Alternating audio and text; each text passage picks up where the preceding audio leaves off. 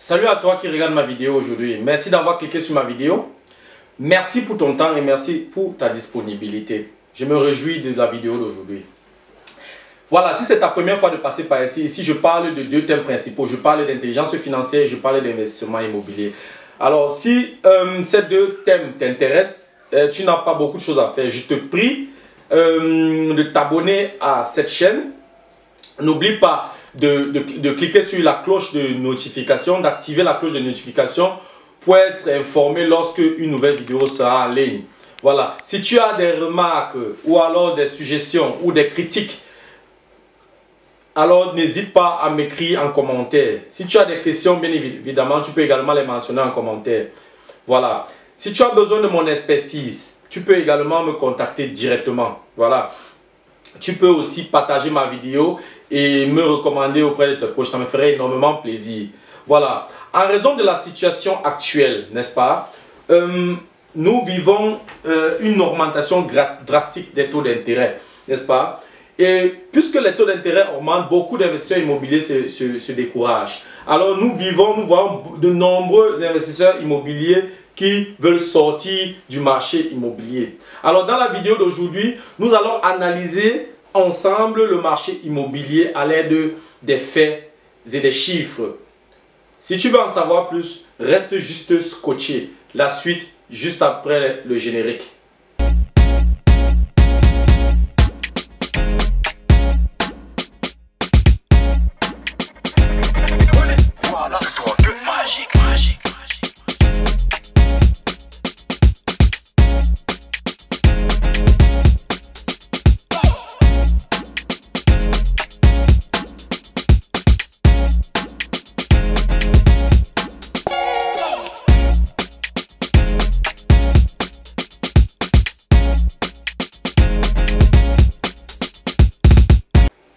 Pour un financement immobilier à 100%, tu peux obtenir un taux d'intérêt entre 4 et 5 à 5% naturellement si tu as une bonne solvabilité. Voilà. Il y a quelques années, les taux d'intérêt étaient assez bas. On se déplaçait autour de 1 à 2%. Actuellement, nous sommes entre 4 et 5%.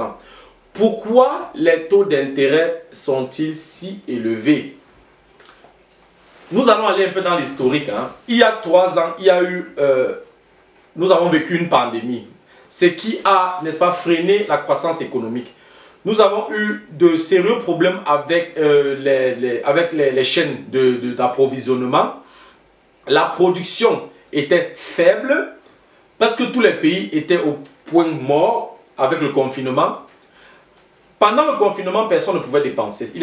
Puisque toutes les boutiques, il n'était pas possible de dépenser de l'argent. Alors, ça a obligé donc les gens à économiser. Et ils ont économisé beaucoup d'argent. Subitement, tout à coup, ils ont beaucoup d'argent dans le compte. Voilà. Après, dans la pandémie, lorsqu'on libère tout le monde, le confinement est terminé, tout le monde veut donc dépenser. Qu'est-ce qui se passe? La demande augmente et rapidement. Tandis que l'offre augmente, mais de manière lente. N'est-ce pas? Quelle est donc la conséquence? Si la demande est trop élevée, la conséquence logique, c'est l'inflation. Voilà. Et quand il y a inflation, et la Banque Centrale Européenne doit naturellement réagir. Puisque quand l'inflation monte, la Banque Centrale Européenne augmente les taux d'intérêt. C'est automatique, n'est-ce pas? Voilà. Après la pandémie, ce n'était pas tout. Nous avons vécu la crise ukrainienne. Ensuite, la crise énergétique. Voilà, ces deux crises donc ont amplifié l'inflation. L'inflation a augmenté. L'argent donc a de moins en moins de valeur. L'inflation est donc repartie à la hausse. L'inflation est passée de 1,4% en décembre 2019 à 10% en septembre 2022, si je considère l'Allemagne. Dans les autres pays européens, c'est à peu près la même chose. Ça peut varier de 0,5% plus ou moins, mais ça tourne autour de ces chiffres-là, n'est-ce pas? Et ces 10%, c'est le taux d'inflation le plus élevé en Allemagne depuis 1951. Voilà, pour pouvoir supporter ce taux d'inflation de 10%, jusqu'à 10%, la Banque Centrale Européenne doit une fois de plus augmenter les taux d'intérêt. Mais le problème de cette mesure, le problème de cette augmentation du taux d'intérêt, ce sont les pays comme la Grèce, l'Italie et beaucoup d'autres pays que je ne vais pas citer ici. Avec leur dette publique actuelle, ils ne peuvent pas se permettre des taux d'intérêt aussi élevés. Le risque ici est que la zone euro, n'est-ce pas, peut, voilà, la zone euro peut s'effondrer, autant pour moi. La zone euro est en danger, puisque si déjà il y a quelques pays qui ne peuvent pas supporter les dettes, ne peuvent pas rembourser leurs dettes, alors ils ne peuvent que lever les mains et dire voilà, on ne peut pas rembourser, ils vont s'effondrer. Et si deux pays si deux pays sont dans cette situation, alors la zone euro est en difficulté, n'est-ce pas? Et la Banque centrale européenne le sait, n'est-ce pas? Voilà, c'était tout pour l'historique de la hausse des taux d'intérêt. Je ne vais pas trop aller en profondeur, sinon on sera égaré. Revenons maintenant au marché immobilier. Voilà, les taux d'intérêt actuellement pour un crédit immobilier sont élevés. Ça, c'est un fait, c'est clair. On n'a pas besoin de discuter là-dessus, n'est-ce pas? Beaucoup de gens, pour cette raison, beaucoup de gens veulent donc quitter le marché immobilier. Si beaucoup de gens quittent le marché immobilier, qu'est-ce qui se passe? La demande va diminuer. Et si la demande diminue, qu'est-ce qui se passe? Tu as donc plusieurs leviers que tu peux actionner. Ça veut dire quoi? La demande diminue, tu peux donc négocier les prix d'achat à la baisse. Et les vendeurs sont prêts à écouter. Les vendeurs sont obligés de jouer le jeu. Sinon, ils ne pourront jamais vendre leurs biens. On va prendre un exemple pour que ce ne soit pas ennuyeux. Il y a 3 ans, il était presque impossible, n'est-ce pas, d'acheter un bien immobilier avec négociation. Il y a 3 ans, pour un financement à 100% avec une bonne solvabilité, tu pouvais avoir un taux d'intérêt de 2%, un taux de remboursement de 2%, et beaucoup de banques n'acceptaient même pas que tu négocies un taux de remboursement inférieur à 2%, n'est-ce pas? Si on considère donc un prix d'achat de 200 000 euros, et une période de fixation du taux d'intérêt de 10 ans, le taux d'intérêt plus le remboursement s'élève donc à 667 euros par mois que tu dois payer à la banque. Après 10 ans, donc, tu as une dette restante de 156 000 euros. Bien entendu, si on considère le prix d'achat de 200 000 euros. Aujourd'hui, pour le même bien, tu peux négocier le prix à la baisse. Tu peux même aller jusqu'à 30% des négociations, n'est-ce pas? Ça veut dire que pour un bien qui coûte normalement 200 000 euros, dont le vendeur a proposé à 200 000 euros, tu peux négocier à la baisse et l'acheter à 140 000 euros. Aujourd'hui, pour un financement à 100%, c'est-à-dire que tu as comme apport personnel les frais supplémentaires liés à l'acquisition et une bonne solvabilité, tu obtiens 4% à peu près. Hein. Ça dépend de ta solvabilité, ça dépend de ton apport personnel et ça dépend aussi de la banque. Donc, tu as 4% de taux d'intérêt, tu as un taux de remboursement à 1,5%. Actuellement, beaucoup de banques acceptent que tu négocies un taux de remboursement un peu plus bas que 2%. C'est même possible d'avoir 1% actuellement. Avec donc une période de fixation du taux d'intérêt de 10 ans, tu as donc taux d'intérêt plus taux de remboursement qui s'élève à 642 euros par mois. Ça veut dire que si on compare donc il y a 3 ans et aujourd'hui, tu as déjà une différence de 14 euros. Donc, tu payes 14 euros de moins. Et après 10 ans, tu as une dette restante de 114 000 euros. Pourtant, il y a 3 ans, si tu avais acheté il y a 3 ans, tu as une dette restante après 10 ans de 156 000 euros. Donc, tu peux toi-même calculer la différence. Si nous considérons donc la comparaison de l'exemple précédent, voilà, nous pourrons donc retenir les conclusions suivantes. Actuellement, tu payes 14 euros moins qu'il y a 3 ans. N'est-ce pas? Voilà. Et ce qui te reste à payer dans 10 ans, si tu as acheté le bien il y a 3 ans, est 7% supérieur au prix d'achat actuel. Ça veut dire que quoi? Si tu as acheté il y a 3 ans, tu as une dette restante de 156 000 euros dans 10 ans. N'est-ce pas? Or, tu es en train d'acheter actuellement à 140 000 euros. Donc, tu as 16 000 euros de différence. Pourtant, nous ne sommes qu'aujourd'hui. Donc, tu as tu as le prix, tu as 7% de différence, n'est-ce pas?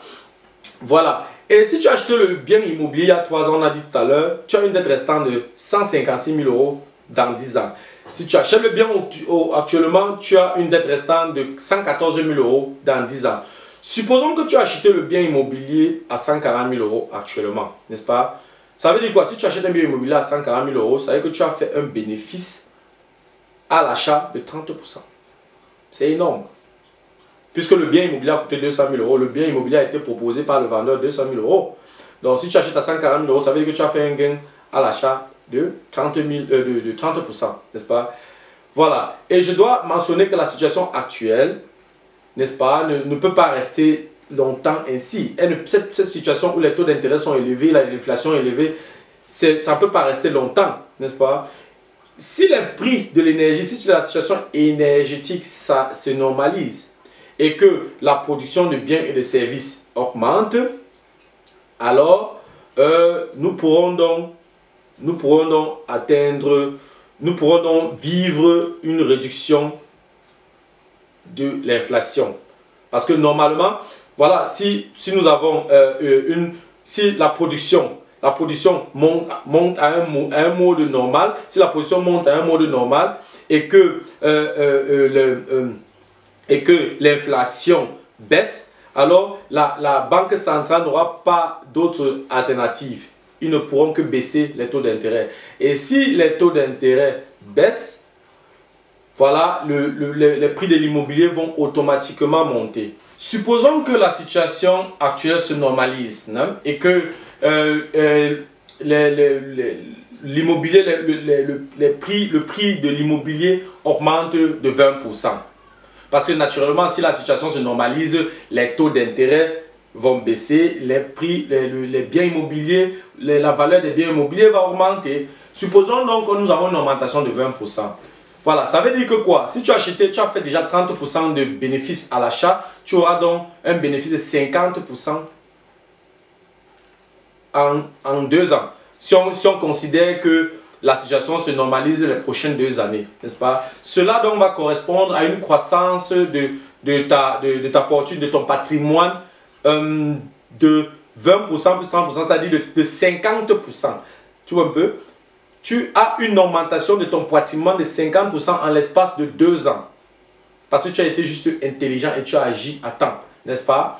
Ici, je n'ai pas tenu compte des taux de remboursement parce que de toutes les façons, pendant 2 ans, le taux de remboursement qui est de 1,5% du prix d'achat de 140 000 euros, tu n'auras pas vraiment remboursé grand chose. C'est pour ça que j'ai négligé donc, le taux de remboursement dans ma supposition. Voilà. Si tu achètes 10 biens de cette manière-là, ça veut dire quoi? Ça veut dire que si tu as fait 50% de 140 000, c'est-à-dire tu as fait 70 000 euros d'augmentation de la croissance de ta fortune, multiplié par 10, tu auras fait, ton patrimoine aurait augmenté de 700 000 euros. Je reprends. Tu as acheté un bien où tu as une augmentation de 50%, une croissance de ton patrimoine de 50%. Ça veut dire que tu as fait 70 000 euros en 2 ans. Donc ton patrimoine a augmenté de 70 000 euros en 2 ans, n'est-ce pas? Si tu achètes 10 biens de la même façon, tu auras fait 70 000 fois 10, ça fait 700 000 euros de croissance de ta fortune en 2 ans. C'est incroyable, c'est magique. Une autre chose que j'aimerais mentionner ici là, je sais que plusieurs parmi vous vont dire que mais qu'est-ce que ce salopard raconte là? Qu'est-ce qu'il raconte là? Il sait même de quoi il parle et tout. Je vous en prie. Ce que je raconte ici là, c'est ce que je fais tous les jours. J'ai un exemple concret sous la main.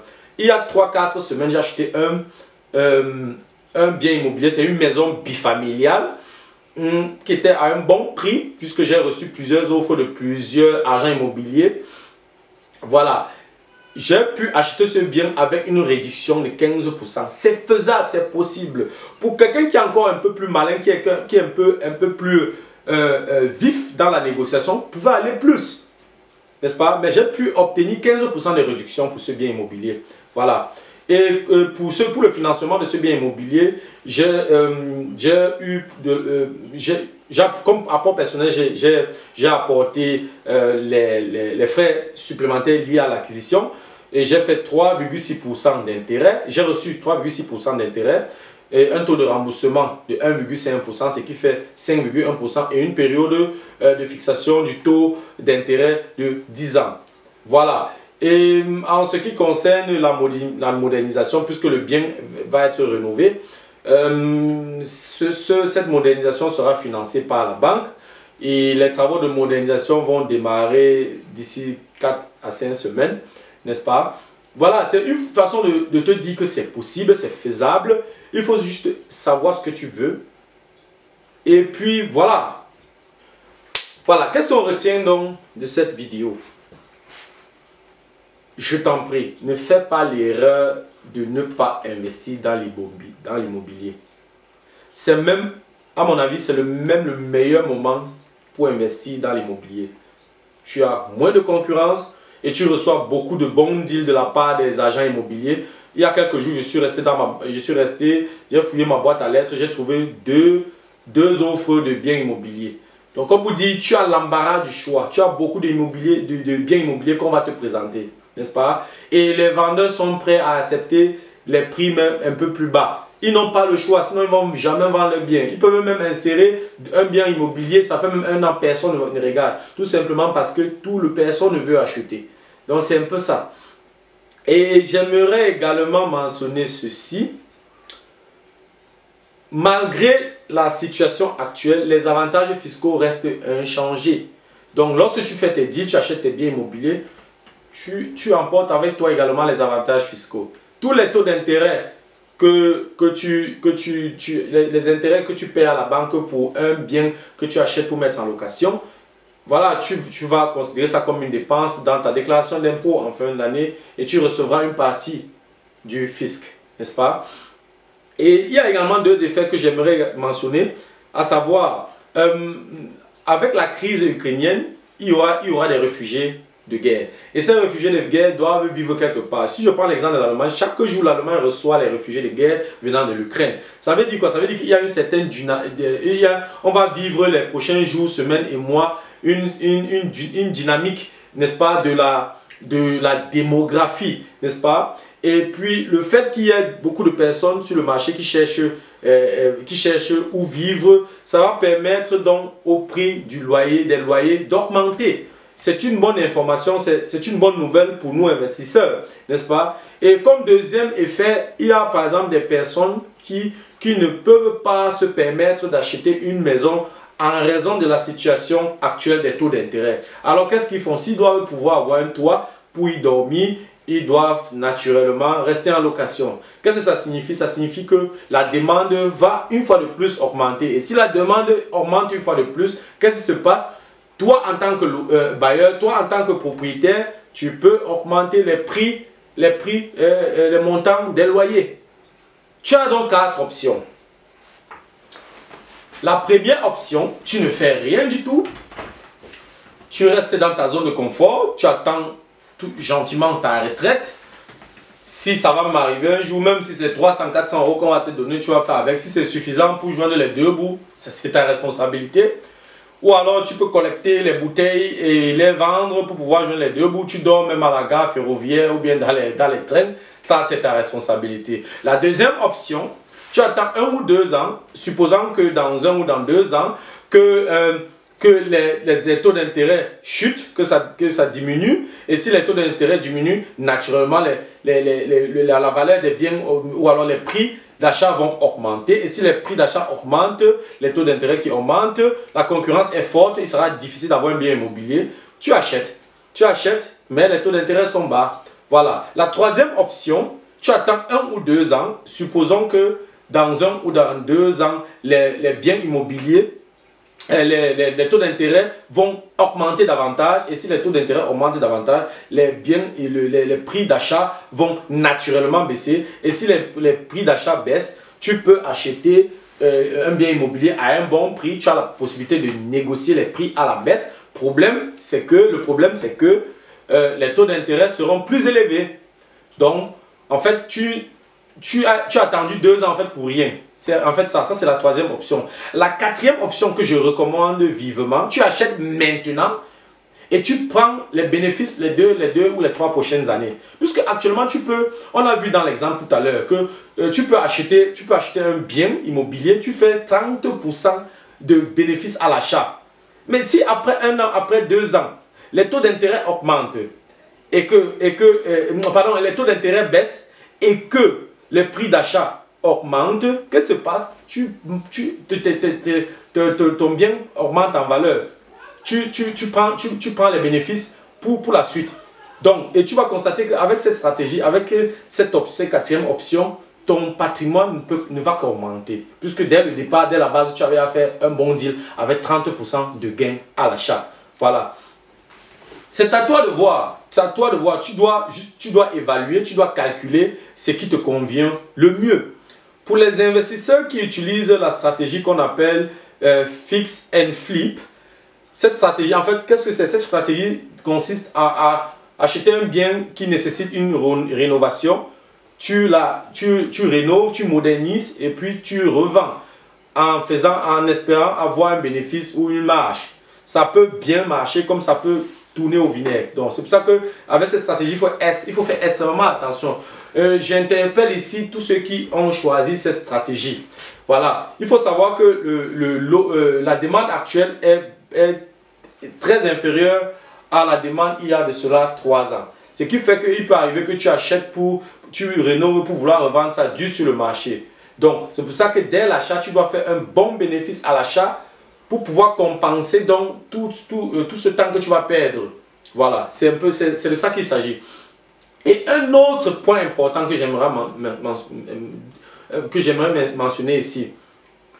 Personne, peut-être Jésus ou bien Dieu, personne ne peut te dire avec exactitude si l'année prochaine sera pire ou meilleure pour investir dans l'immobilier. Tu dois faire tes propres calculs. Si l'investissement est rentable, tu peux te lancer. Si l'investissement n'est pas rentable, alors tu ne te lances pas. Il existe d'autres alternatives où tu peux investir ton argent. Si tu ne t'y connais pas, fais-toi accompagner, fais-toi former, fais-toi conseiller. Fais simplement appel à un expert. Tu peux me contacter directement. On va prendre un rendez-vous. Voilà, on va définir ta stratégie et puis tu te lances. Mes coordonnées s'affichent à l'écran. Voilà, tu peux également retrouver mes coordonnées dans la description de la vidéo. Voilà, c'était tout pour la vidéo d'aujourd'hui. J'espère que tu as pu apprendre quelque chose. Voilà, si tu veux voir et revoir ce genre de vidéo, tu n'as qu'à t'abonner à cette chaîne. N'oublie pas d'activer la cloche de notification pour ne manquer aucune vidéo. Voilà, tu peux aussi m'envoyer un like si la vidéo t'a plu et la partager, bien sûr. Ça me ferait énormément plaisir. Tu peux me recommander auprès de tes proches, auprès de ta famille et de tes amis. Tu peux également m'écrire un commentaire si tu as des suggestions, si tu as des remarques, si tu as des critiques ou alors si tu as des propositions d'amélioration. Voilà, cela m'a fait énormément plaisir de pouvoir partager ces informations avec toi aujourd'hui. Cela me ferait encore plus plaisir de te revoir pour la prochaine vidéo. Merci pour ton temps, merci pour ton attention, merci pour ta disponibilité. C'était Fabrice de Imogénie. Ciao.